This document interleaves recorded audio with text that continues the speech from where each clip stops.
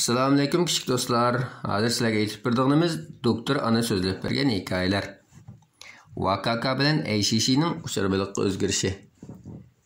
Hikoyamizni anglashdan burun qarnimizga a'zo bo'lishni, a'zo bo'lgan bo'lsanglar, hikoyadan tunji bo'lib xabardor bo'lishdan qo'ng'iroqni bosishni unutmanglar.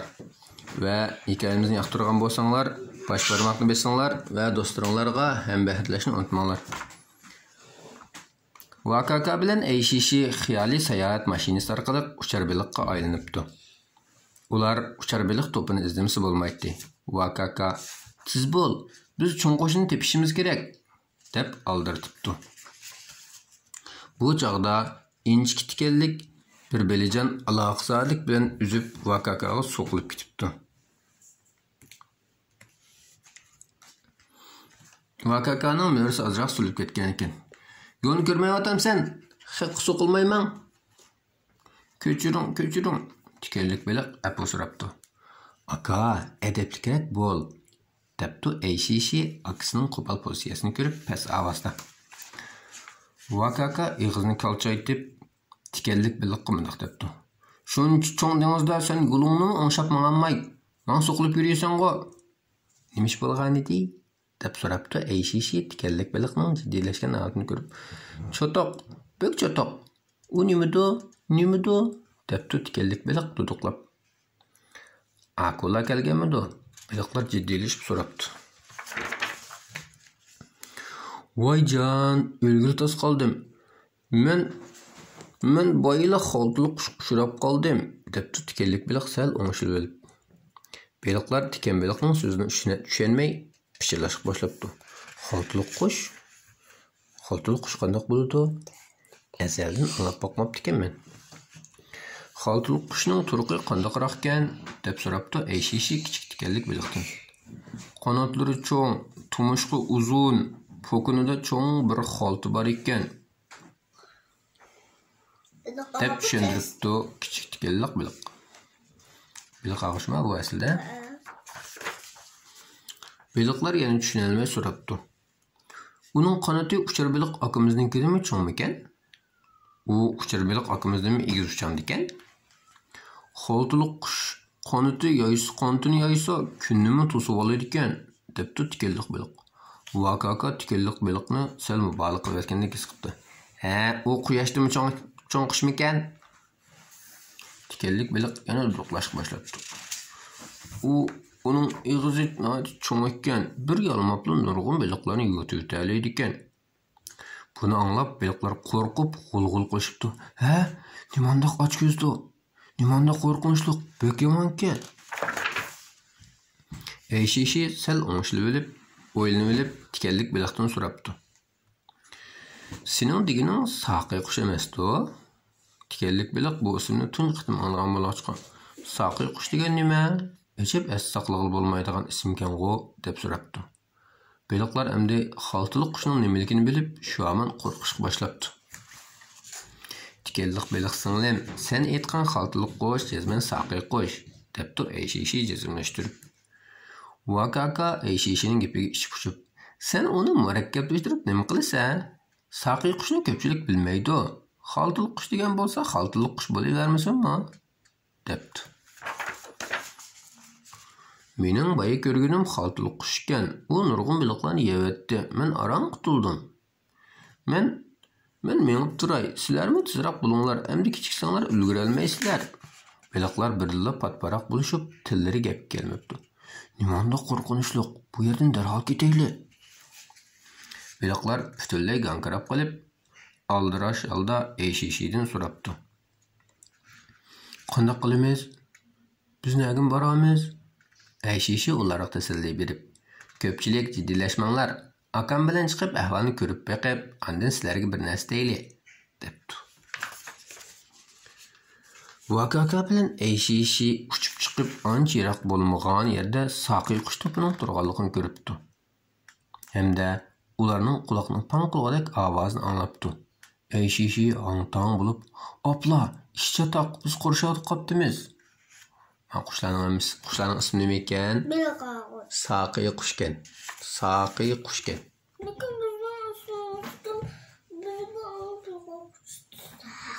Yaş biz belqa qush deb qoldi, mana saqiy qush deb tarjim qilib, biz saqiy qush deb o'rganib olaylik, ha. Yangi narsalarni o'rgangan vaqtda, tamam? Burunqi narsalarimiz bilan o'xshamaydigan chiqib qolishi mumkin. Shunlashqa aslida mandaq deydi. Çok kajliq qilib turolmaymiz, ma'qulmi? Tamam?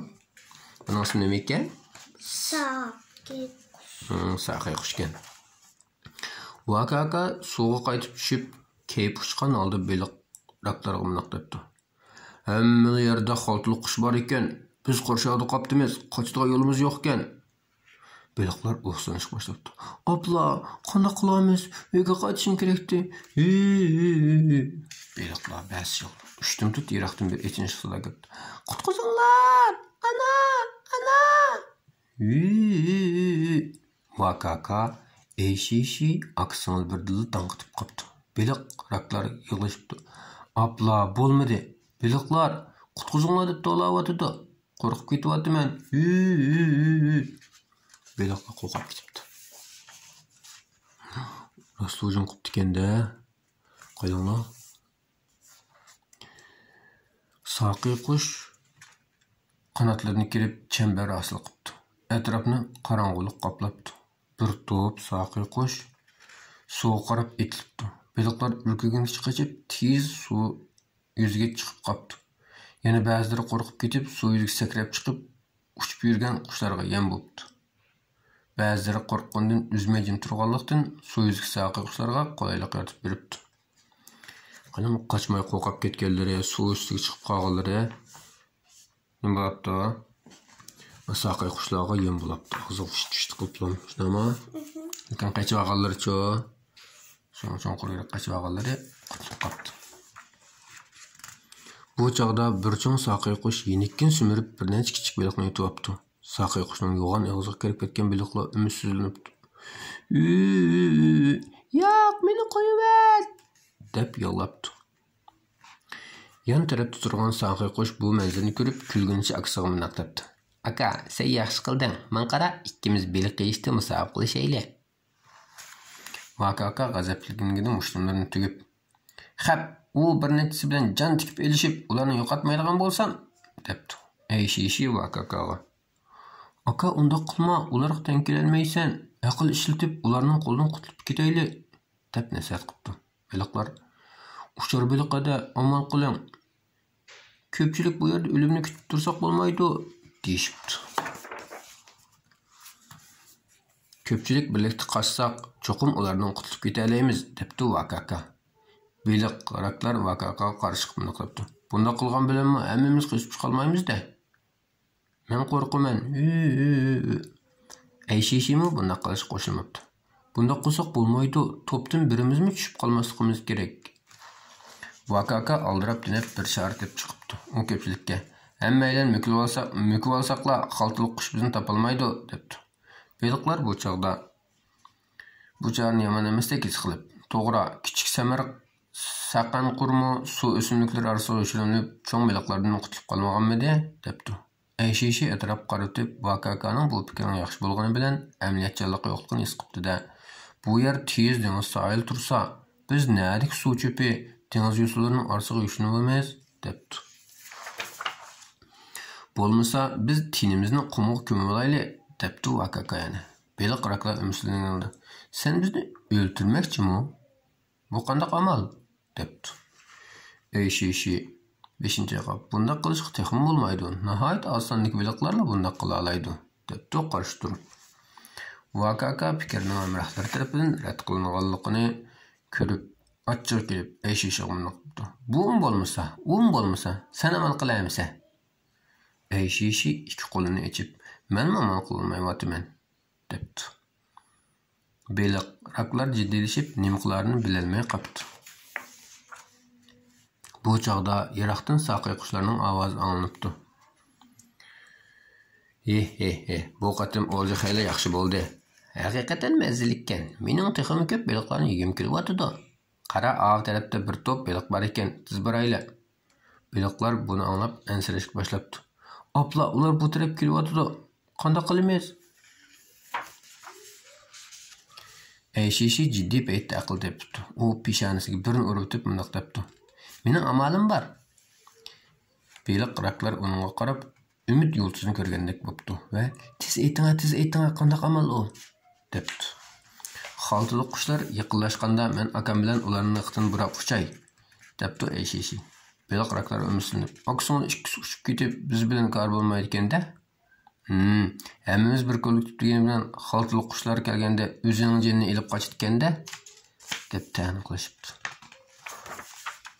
Ayşeşi ko'pchilikka darhol tushundirib, "Biz ikkimiz uchib xaltılık qushlarning diqqatini buraymiz. Sizlar fursatdan foydalanib bu yerdan qochib bexatar joyni topinglar", debdi. "Yaxshi gap ekan. Men buni nima qo'yilmaganman", debdi Vakaka Ayşeşining degani qoyil bo'lib. Beliqlarmi qoyil bo'lib boshmaltiqini chiqarib, "Bek yaxshi bo'ldi. Haqiqatan yaxshi gap ekan. Ma'ochari bo'ldi ekan", debdi. Vakaka bilan Ayşeşi bir-birining qo'lini urishib qo'yib, "Cho'qim muvaffaqiyat qazdimiz", debdi. Beliq raklar ularga madad berib, "Aka, hada, g'ayrat qilinglar, sizlarga muvaffaqiyat tilaymiz", debdi. Vakaka Ayşeşi akasining qanotlarini shartda kirib qasddan vaqatdi. "Qanotlarimizni kirib texmi yurishayli". Xaltılık qushlarning diqqati Vakaka bilan Ayşeşi akasiga burilibdi. Ular beshini shaqqada ko'tarib osmonga qarab, "Nimish bu?" "Tez uchayli, a yerda ikki uchar beliq bor ekan. Ey, ulgurolmadik, isit", debdi. Suvdagi beliqlar xaltılık qushlarning oyoq ostidan qutulishib, tez suratda qochib ketibdi. Vakaka Ayşeşi akasining uchar beliqlar saqiy qushlar to'pidan ayrilib, havoda qanot qilib uchibdi. "Aka, xatar o'tib ketdi. Biz tushib ketsak bo'ladi", debdi Ayşeşi. "Ma'qul. Biz texnik qarindoshlarimizning xatardan qutulmaganligini bilmaymiz", debdi Vakaka. Akasining ovozi yiroqdan anglanibdi. "Beliqlar, sizlar qayerda? Ko'pchilik tez chiqinglar." Beliqlar ularning ovozini anglab xushallikdan tantana qilishib ketibdi. "Angladinglarmi? Uchar beliq aka, uchar beliq ada, bizni chaqiryotdi. Pah, bek yaxshi bo'ldi." Ayşeşi beliq raklarni ko'rib xushallikdan yig'lab ketibdi. Vakaka og'izlarini umchaytib, "Nimaga yig'laysizlar? Xushal bo'lsam yig'lamdi", debdi. Beliq raklarimning ko'zi yosh qilishibdi. "Biz bek xushal. Aka, biz ödümüzni yana ko'ralarimizmi?" deb o'nsurdik. "Sizlar xatardan qanday qutuldinglar?" deb so'rabdi Ayşeşi do'stlaridan. Beliqlar bas-bas so'zlashga boshlabdi. "Men xaltılık qushning oyoq ostidan o'tdim. Men kuchimning boricha bexatar joyga qarab uzdim. Men boya bir xaltılık qushning nurg'un beliqlarni yutayotganligini ko'rdim", debdi Vakaka. Ular ushshaq beliqlarni dengiz suvi bilan qo'shib xaltasiga solib olib, dengiz suyini yondiribdi. Beliqlar bo'lsa ularning qorniga kirib ketdi, deb tushuntiribdi Ayşeşi. Beliq raklarning ochko'z vahshiy saqiy qushlarga g'azib ketdi. Vakaka o'zini cho'ng qaltisi hisoblaydigan saqiy qushdan bezar bo'lib, "Xaltılık qushning po'kindagi xaltisi bek satgan", debdi. Beliq raklarimi uning qo'shilib, "Shundoq, ular haqiqatan satgan. Qarasamni ko'nglim elishidi", deyishibdi. Ayşeşi ko'pchilikka xaltılık qushning xaltisining bir muhim roli shuki, u bu xaltis orqali bolalarni boqadi. Xaltılık qushlar beliqlarni tutib, vaqtincha xaltis saqlab, changisiga qaytgandan keyin og'izlarini ichib bersa, bolalari akalgan narsalarni yeydi, deb tushuntiribdi. Qanaqa qilgan xaltılık qushning xaltisini nimaga ishlatgan? Ballarga. Bolalar oziq qapağı ishlatgan, a? Tutib olgan beliqni darhol yeyib o'tamdiki, yo'qmi? Yo'q. Vakaka buni anglab, saqiy qushning ota-onalik majburiyatini yaxshi ado qilganligini his qilib, "Xaltılık qush bolalarga yaxshi qaraydi ekan", debdi. Biroq beliq raklarning saqiy qushning harakatini afv qilishi qiyin edi. Ular ochiqlab, "Ular bir top ochko'z ablahlar. Bizning ablahlar, qaroqchilar", debdi. Vakaka qo'llarini ochib, "Buningga nima amal? Xaltılık qushlar beliq yeyishni yaxshi ko'radigan tursa", debdi. Beliq raklar shu an Vakaka bilan munoziralashibdi. "Uchar beliq aka, siz nima ish bunday yomon gap qilasiz? Ularning hammasi beliq qiydiga yelmag'izlar". Vakaka qo'lini ishlatib, "Men undaq demoqchi emas. Demoqchi bo'lganim, xaltılık qushlarga yaxshi kerak", deb tushuntiribdi. Beliqlarning texim ochiq ketdi. "Acaba biz o'lsak bo'lamdi ekan? Bizim yaşımız kerak-ku". Vakaka xijil bo'lgan oldi. Mening demoqchi bo'lganim, xaltliq qushlar uncha ko'p baliq yeb ketmaydi deb tushundiribdi. Baliqlar yig'lab ketibdi. Ayşişi darhol akasiga ko'z ishora qilib, "Aka, qizqanliqroq ishlarni so'zlasak qandoq?" debdi. Vakaka Ayşişining nima demoqchi bo'lganligini tushunib, gapini darhol o'zgartirib, "Ko'pchilik, men boya bir qizqanliq ishni bayqab qoldim. Xaltliq qushlar suv yuziga chiqqanda avval kassini, ondan tini ig'zini chiqardi ekan, bek kulgilikkan" debdi. Kulgilikkan. Uning xaltisi suv bilan baliqqa qo'shib to'shib ketgachga bek ig'irlab suvda laylayamaydi ekan. Ular dengiz suyini qusib etganda ondan ucha oladi ekan. Baliqni bek ko'p yeb olsa harakatmi qilolmaydi ekan. Suv yuzida laylabla turdi ekan, debdi Ayşişi. Xaltliq qush suv yuziga chiqqanda eng avval yerini chiqardi ekan, kassini, ondan tinini, eng oxirida ig'zini chiqardi ekan. Nimishqa? Ig'ziliq suv bilan to'shab ketgan ekan, eg'i bo'lgan ekan, chiqarib olmaydi ekan. Üstüge chiqib bulab, suvini tushirib o'tgandan keyin ondan yengillaydi ekan. Tushundingizmi? Men boya bir xaltliq qushning oldidan uzib o'tgan edim. U meni ko'rib, mitmi qilamidi? Buning ajablanib ketmasam bo'g'idek, debdi Vakaka bir ishni tushungandek. Ular bek uringan, to'plashib quyosh qoqnashdan boshqa ishni bilmaydi ekan, debdi Vakaka. Balki kuchini tejash uchun bo'lishi mumkin. O'ylab baqa, ular shuncha ig'ir tursa, uçuğum çoğum köp kuş getirdi, debdi Ayşişi. Ularning bir qatimda shuncha ko'p baliqni yeyishning asosi bor ekan-da, debdi Vakaka o'z-o'ziga. Baliq raqlari achchiqlab ketibdi. Bizang alvastlar, ochko'z ablahlar. Ayşişi Vakakaning yana xato gap qilganligini bilib, uni ayblab, "Aka, endi bo'ldik qel", debdi.